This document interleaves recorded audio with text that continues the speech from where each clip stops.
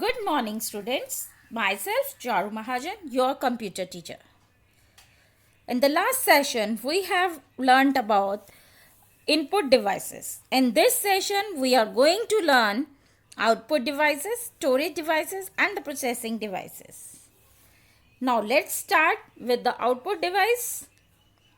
An output device is any hardware component that can convey the information to a user. That means that gives you the result of your work is known as the output device. The different output devices are monitor.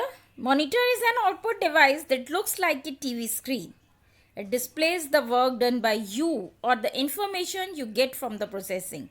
That means the result of your work you can see on the screen. Our monitor can be called screen display or the video display unit. Information on the monitor is also referred as soft copy. The next output device is printer. Printer is an output device that gives you the output on a physical medium such as paper called printout. It is also known as the hard copy. There are two categories of the printer, impact and non-impact. When printer head and the paper has the direct contact, we know it as a impact printer. And when printer head do not have the direct contact with paper, it's known as non-impact printer. Now we talk about the different types of printers. Laser printer is a non-impact printer which gives the best quality of output, and the speed of the printer is given in ppm, pages per minute. Inkjet printer uses the ink. It's also a non-impact printer, but its speeds counts in lpm, lines per minute. Dot matrix printer, this is an impact printer. It has a pin on the print head and which strikes to the ribbon and placing a dot on the paper. It's slow in working. It's less expensive also, but little bit noisy. Its speed of the printer is given in CPS, characters per second. Next device is speaker. Speakers are the output devices that produce the music, speech or other sound that your computer generates to process. Next is data projector. Data projector you have seen in your schools with the smart boards. You have seen the projectors. A data projector is an output device that projects the data being displayed on a computer screen or a large screen so that the audience can see the image. Now, smart board.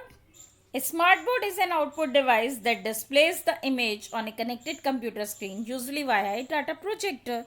You have also seen this in your school. You are using smart boards in your school. Now comes to the storage devices. The storage devices enable you to store data and information for the future use. They can hold data, instructions and information, all the things together. The different devices are hard disk drive. The hard disk drive, also called the HDD, it's a permanent storage device. You can store your data and information for a long time. Its capacity is 5 GB to 8 terabyte. Now comes the optical disk. Optical disk is a type of storage media that consists of a flat round portable disk. It comes in different formats. Let's discuss about them. Compact disk, that means CD. CDR means CD which is recordable only once. You can't change or edit the content. CDRW means CD which is rewritable. You can change the content. Its maximum capacity is 700 MB. Next is digital video disc, that means DVD. It also comes in two formats, DVD-R, that is recordable, which cannot be changed, DVD RW, that can be changed, rewritable DVD. Its capacity is 4 GB to 7.5 GB. Next is Blu-ray disc. Blu-ray is a new DVD format which has a higher capacity and the better quality. It has the storage capacity of 100 GB. Now we talk about flash drive. Flash drive is also known as pen drive. You often use in your schools or home the pen drive for transferring data from one computer to another. It is the newest form of the computer storage device that plug in a USB port. USB means Universal Serial Bus. Its capacity is 512 MB to 100 GB. Next is memory card. A memory card is a removable storage device, usually no longer than 1.5 inches in height or width. You can insert in or remove from a slot in a computer, mobile device, or a card reader or writer. You have seen this memory card in your phones. You have used for the extended memory in your phones. Next, we will discuss about the processing devices. A processing device or the processor is the main chip in the computer which is used to process data. Processing means treating the data according to the instructions and changing it into the information and make it useful. Now we will talk about processor. The processor of the central processing unit is the processing device of a computer. It is also known as the brain of the computer. It performs all the calculations. Now comes to the few terms which are very useful for us. First is humanware. Humanware refers to the person who program, design or operate the computer. A human being who is using the computer is user. Who is making the programs is a programmer. But both of them is known as the humanware. Now we will talk about ergonomics. Ergonomics means the study of the people and their physical characteristics. Means how they are sitting, how they are using their system, how their machine is putting impact on them. That means whether you are too close to your screen, whether you are too far from your screen, whether your posture is right or wrong. All these studies are known as the ergonomics. There are some points which you have to remember in the ergonomics. Monitor placement. The top edge of the monitor should be at your eye level or the slightly lower than that you. आपसे या तो थोड़ा सा नीचे होगा या आपकी eyes के लेवल में होना चाहिए आपका monitor. Avoiding the wrist strain. Wrist strain को अवॉइड करने के लिए we have to use ergonomics keyboard which comes with a palm rest. वो एक पाम रेस्ट के साथ अवेलेबल होते हैं. थोड़ा सा नीचे से उनका हिस्सा चौड़ा होता है ताकि आपके हाथ को सपोर्ट मिल सके और आपकी रिस्ट पे स्ट्रेन ना आए. Posture, position, how you are sitting on your chair. When you are seated, your feet should be flat on the floor. You should not lean forward or slouch in the chair. या तो आप धंस के नहीं बैठे हुए हैं और या फिर आप आगे की तरफ झुके नहीं हुए हैं. You should sit straight.